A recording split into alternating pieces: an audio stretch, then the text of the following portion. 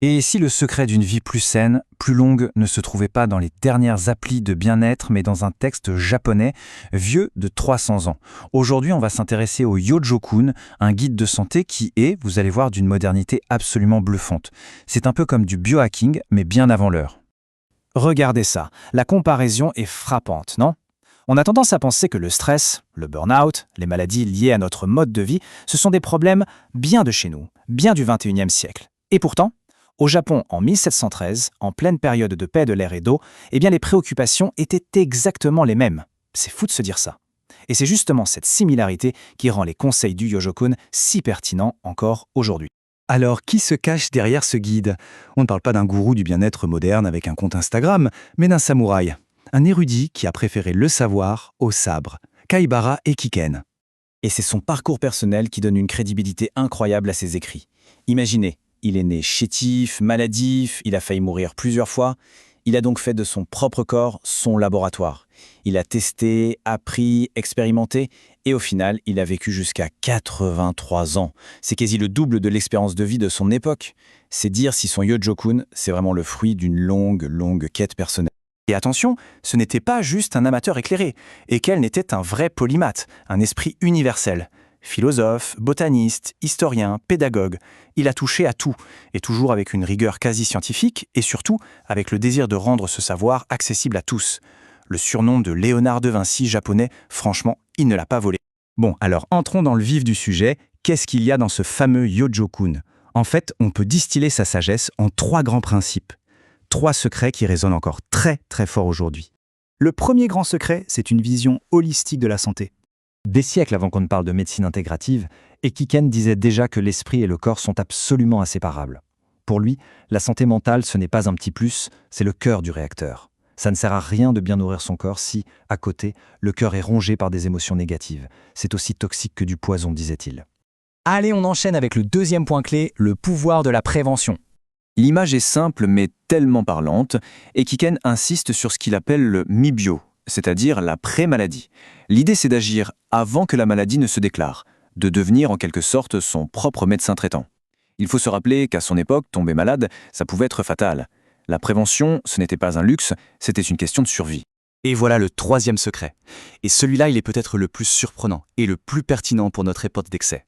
C'est là que ça devient fascinant. Contrairement à beaucoup de guides de santé qui prônent l'ascétisme, la privation, le Yojo-kun, lui, célèbre les plaisirs de la vie. L'astuce, ce n'est pas de se priver, c'est de gérer, de maîtriser ses désirs pour que le plaisir dure plus longtemps. C'est ce qu'on pourrait appeler un hédonisme durable, un concept puissant où la modération devient la clé d'un bonheur plus profond et plus long. D'accord, mais concrètement, comment on applique tout ça?